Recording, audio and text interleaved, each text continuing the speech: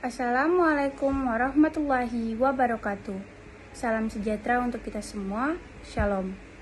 Perkenalkan, nama saya Juanita Yali dengan NIM 202553083. Saya mahasiswa dari Fakultas Sains dan Teknologi, jurusan Kimia, Program Studi Farmasi, Universitas Patimura Ambon. Pada video ini, saya akan membahas materi dalam mata kuliah Anatomi dan Fisiologi Manusia dengan topik pembahasan Sistem Reproduksi Manusia. Sistem reproduksi manusia merupakan sistem biologis yang terdiri atas rangkaian organ, jaringan, kelenjar hormonal, serta mekanisme fisiologis yang bekerja bersama-sama untuk menghasilkan sel reproduksi, memungkinkan terjadinya pembuahan, dan menunjang perkembangan awal embrio sampai terbentuknya janin. Secara anatomi, sistem reproduksi terbagi menjadi dua, yaitu sistem reproduksi pria dan sistem reproduksi wanita.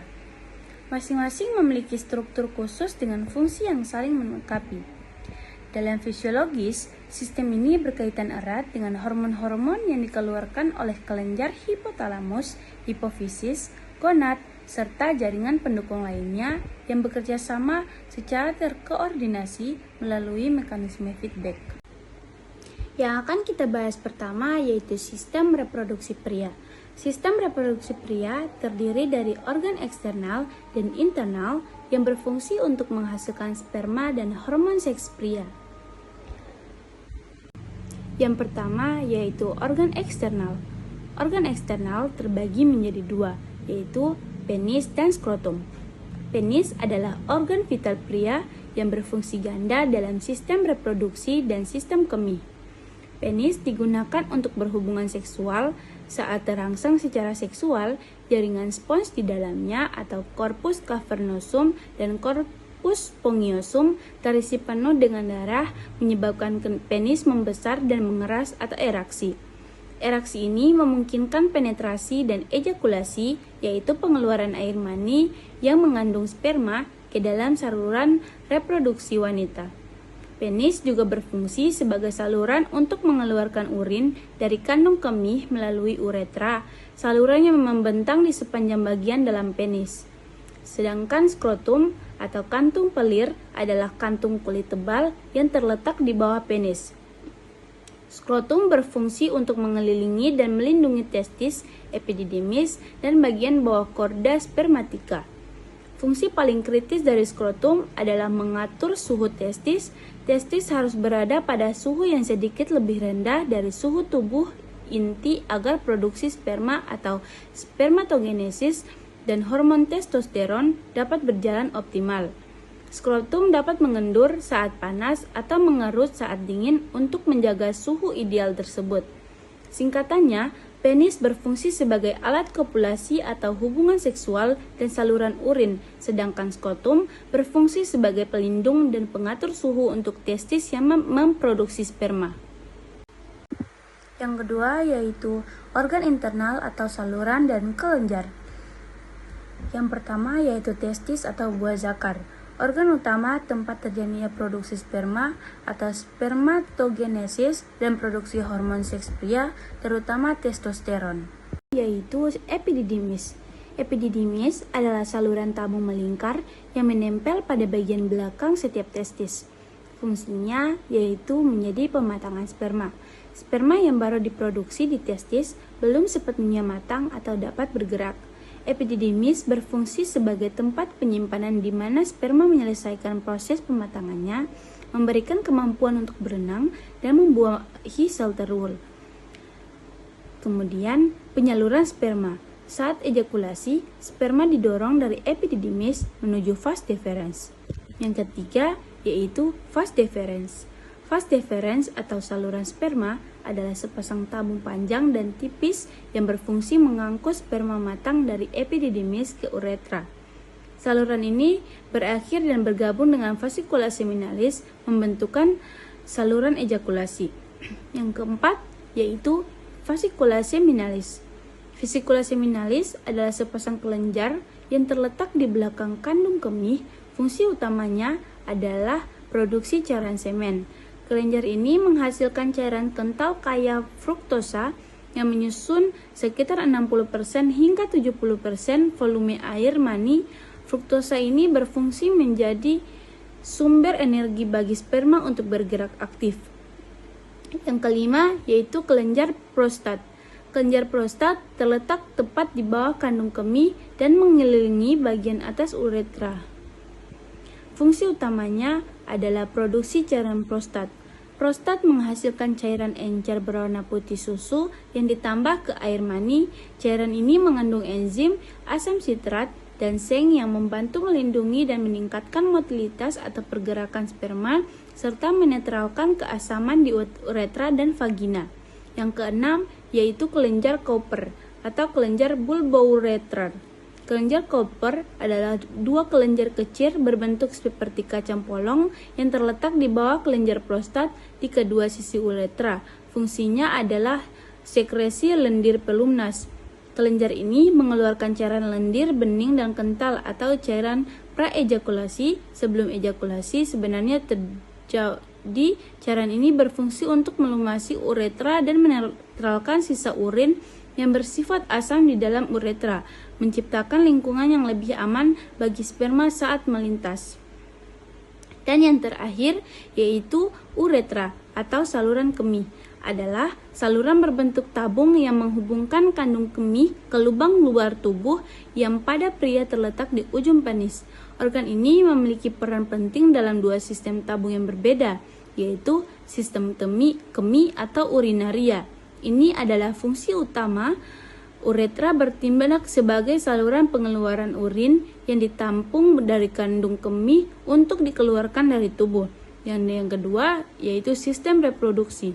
Uretra juga berfungsi sebagai saluran untuk mengeluarkan air mani atau semen yang membawa sperma saat ejakulasi.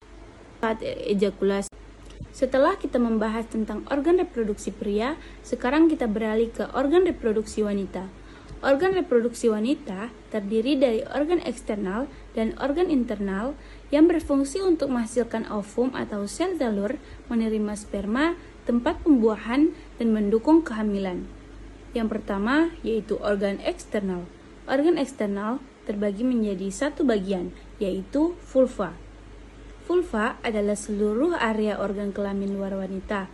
Fungsi utamanya adalah sebagai pelindung bagi organ internal dari infeksi, menyediakan sensasi seksual, dan menjadi pintu masuk ke saluran vagina dan uretra. Di dalam vulva terdapat beberapa komponen, yaitu labia mayor, labia minora, klitoris, dan mons pubis. Labia mayora ini adalah lipatan kulit luar yang tebal dan berlemak, berfungsi untuk melindungi bagian dalam. Yang kedua yaitu labia minora, lipatan kulit yang lebih tipis di sebelah dalam labia mayora. Yang ketiga yaitu klitoris, organ kecil yang sangat sensitif dan berperan penting dalam respons seksual. Dan yang terakhir yaitu mons pubis, tonjolan jaringan lemak di atas tulang kemaluan. Yang kedua yaitu organ internal. Organ internal terletak di dalam rongga panggul dan berperan penting dalam proses menstruasi, pembuahan, dan kehamilan. Yang pertama yaitu ovarium atau indung telur. Ovarium adalah sepasang organ kecil berbentuk oval yang terletak di sisi kanan dan kiri rahim. Fungsi dari ovarium sendiri yaitu oogenesis, memproduksi, menyimpan, dan melepaskan sel telur atau ovum setiap bulannya. Kemudian ada endokrin, menghasilkan hormon seks wanita utama yaitu eksoteron dan progesteron yang mengatur siklus menstruasi dan perkembangan seksual. Yang kedua yaitu tuba Fallopi atau saluran telur atau oviduk. Tuba Fallopi adalah sepasang saluran berotot halus yang menghubungkan ovarium ke rahim. Fungsinya yaitu sebagai transportasi sel telur, menjadi jalur bagi sel telur dari ovarium menuju rahim, dibantu oleh gerakan silia atau rambut halus di dalamnya. Yang kedua yaitu tempat pembuahan atau fertilisasi. Ini adalah lokasi di mana sperma biasanya bertemu dan membuahi sel telur. Yang ketiga yaitu perkembangan awal embrio. Setelah implantasi, sel-sel di dalam blastokista mulai berdiferensiasi dan membentuk 3 lapisan germinal primer. Yang pertama, ektoderm, yang kedua mesoderm, dan yang terakhir endoderm. Yang ketiga yaitu pembentukan planesta atau plasenta. Plasenta adalah organ sementara yang terbentuk dari jaringan ibu dan embrio atau trophoblast. Fungsinya pertukaran nutrisi dan oksigen, pembuahan limbah, dan produksi hormon. Yang ketiga yaitu uterus atau rahim. Uterus adalah organ berotot yang kuat dan berongga, berbentuk seperti buah pir terbalik, terletak di antara kandung kemih dan rektum. Fungsinya sebagai tempat perkembangan janin, menyediakan lingkungan yang aman dan kaya nutrisi bagi embrio untuk menempel atau implantasi dan berkembang menjadi janin selama kehamilan. Kemudian persalinan. Otot-otot uterus berkontraksi kuat saat persalinan untuk mendorong bayi keluar dari tubuh. Dan yang terakhir yaitu menstruasi. Jika kehamilan tidak terjadi, lapisan dinding rahim atau endometrium akan luruh dan dikeluarkan sebagai darah menstruasi. Yang keempat yaitu serviks atau leher rahim. Serviks adalah bagian bawah uterus yang menyempit dan menonjol ke dalam vagina. Fungsinya sebagai pintu gerbang, berfungsi sebagai pintu masuk sperma ke rahim dan saluran keluar darah menstruasi atau bayi saat persalinan. Yang kedua yaitu produksi lendir serviks, menghasilkan lendir yang konsistennya berubah-ubah untuk memfasilitasi perjalanan sperma saat ovulasi atau melindungi rahim dari infeksi. Dan yang terakhir yaitu vagina. Vagina adalah saluran berotot yang elastis dan fleksibel menghubungkan serviks ke bagian luar tubuh atau vulva. Fungsinya sebagai kopulasi atau hubungan seksual, menerima penis dan air mani saat berhubungan seksual. Kemudian saluran kelahiran menjadi jalan keluar bagi bayi yang saat proses kelahiran. Dan yang terakhir, saluran menstruasi, jalur keluarnya darah menstruasi dari uterus. Kemudian, sekarang kita masuk ke proses gametogenesis. Gametogenesis adalah proses pembentukan sel kelamin atau gamet yang terjadi melalui pembelahan meiosis. Yang pertama yaitu spermatogenesis atau pembentukan sperma. Proses pembentukan sperma yang terjadi di tubulus seminiferus dalam testis pria dimulai dari spermatogonium menjadi 4 sperma fungsional. Yang diagram pertama yaitu spermatogonium, mitosis, spermatosis primer. Yang kedua yaitu spermatosit primer, meiosis, spermatosit sekunder. Yang ketiga yaitu spermatosis sekunder, meiosis 2, 4 spermatid. Yang keempat yaitu spermatid, pematangan atau spermiogenesis dan sperma. Yang kedua yaitu oogenesis atau pembentukan ovum. Proses pembentukan ovum atau sel telur yang terjadi di ovarium wanita dimulai dari ooginium menjadi 1 ovum fungsional dan 2-3 badan polar atau sel non-fungsional. Diagramnya yang pertama, ooginium, mitosis, oosit, primer, terhenti pada proses 1 saat lahir. Yang kedua, oosit primer, meiosis 1, oosit sekunder, badan polar dilanjutkan saat pubertas. Yang ketiga, oosit sekunder, meiosis 2, ovum, badan polar 2 dilanjutkan hanya jika terjadi fertilisasi. Dan kita masuk ke siklus menstruasi. Siklus menstruasi adalah serangkaian perubahan periode bulanan yang terjadi pada sistem reproduksi wanita, utamanya pada endometrium atau dinding rahim dan ovarium untuk mempersiapkan kehamilan. Yang pertama yaitu fase menstruasi hari pertama sampai hari kelima. Jika tidak terjadi fertilisasi, korpus luteum berdegenerasi, kadar progesteron dan estrogen menurun tajam. Lapisan fungsional endometrium meluruh dan dikeluarkan melalui vagina bersama darah.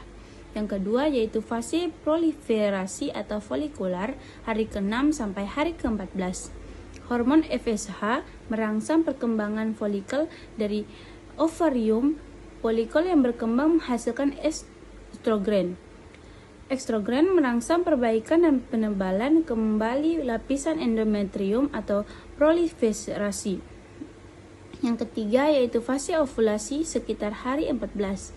Peningkatan tajam kadar estrogen memicu lonjakan LH yang sangat tinggi. LH surge memicu pecahnya folikel matang atau folikel graft, melepaskan ovum ke tuba falopi. Yang folikel dari ovarium, folikel yang berkembang menghasilkan estrogen. Estrogen merangsang perbaikan dan penebalan kembali lapisan endometrium atau proliferasi. Yang ketiga yaitu fase ovulasi sekitar hari 14. Peningkatan tajam kadar estrogen memicu lonjakan LH yang sangat tinggi. LH surge memicu pecahnya folikel matang atau folikel graft, melepaskan ovum ke tuba falopi. Yang keempat yaitu fase luteal hari ke-15 sampai hari ke-28. Folikel yang pecah bertransformasi menjadi korpus luteum di ovarium. Korpus luteum menghasilkan progesteron dalam jumlah besar dan sedikit ekstotren. Progesteron memicu endometrium menjadi sekretori atau mengeluarkan nutrisi dan sangat fertilisasi, mempersiapkan diri untuk implantasi embrio. Jika tidak ada kehamilan, korpus luteum berdegenerasi, kadar hormon turun, dan siklus kembali ke fase menstruasi. Dan yang terakhir yaitu peran hormon. Hormon organ asal fungsi utama FSH atau follicle stimulating hormone hypophysis anterior merangsang perkembangan folikel di ovarium. LH atau luteinizing hormone hypophysis anterior memicu ovulasi atau LH surge dan pembentukan korpus luteum. Estrogen folikel korpus luteum menebalkan endometrium atau fase proliferasi memicu LH surge. Progesteron korpus luteum mempertahankan lapisan endometrium. Sekarang kita masuk ke proses fertilisasi dan kehamilan. Fertilisasi adalah penyatuan sel sperma dan ovum yang mengarah pada pembentukan zigot dan dimulainya kehamilan. Yang pertama yaitu pertemuan sperma dan ovum. Setelah ejakulasi, sperma bergerak dari vagina melalui serviks dan uterus menuju tuba falopi. Fertilisasi biasanya terjadi di ampula tuba falopi, hanya satu sperma yang dapat menembus membran ovum. Setelah penetrasi, membran ovum mengeras, reaksi kortikal untuk mencegah polispermi dibuahi oleh lebih dari satu sperma. Penyatuan inti sperma dan inti ovum menghasilkan zigot. Gambar proses fertilisasi menunjukkan sperma menembus ovum. Yang kedua yaitu implantasi. Morula atau zigot yang membelah bergerak menuju uterus, berkembang menjadi blastokista. Implantasi adalah penempelan blastokista ke lapisan endometrium atau dinding rahim yang terjadi sekitar 6-10 hari setelah fertilisasi.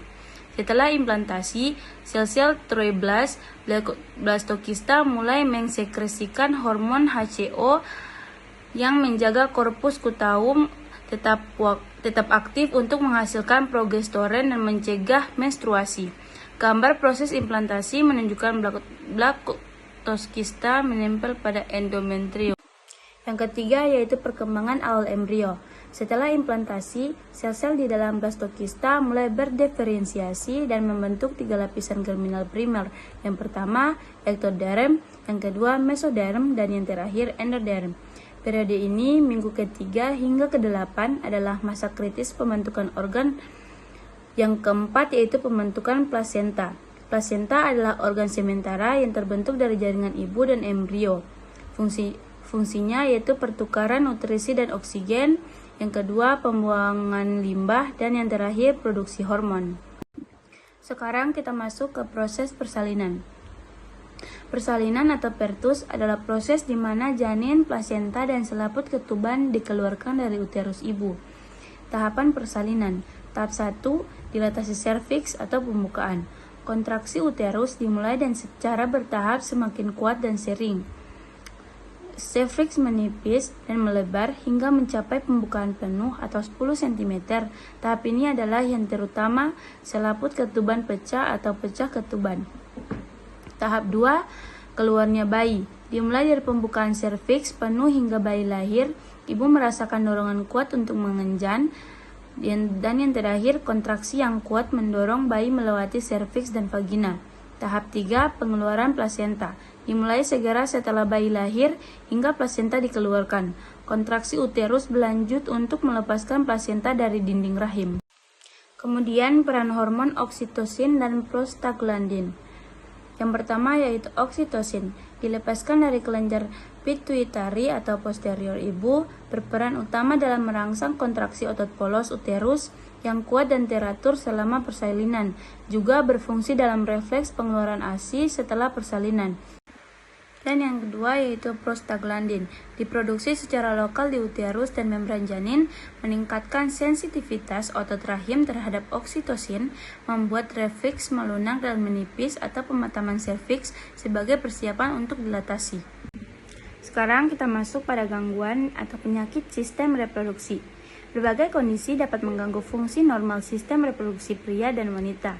Yang pertama yaitu endometriosis, yang kedua PCOS, yang ketiga infertilitas, yang keempat mioma uteri, yang kelima prostatitis, yang keenam IMS,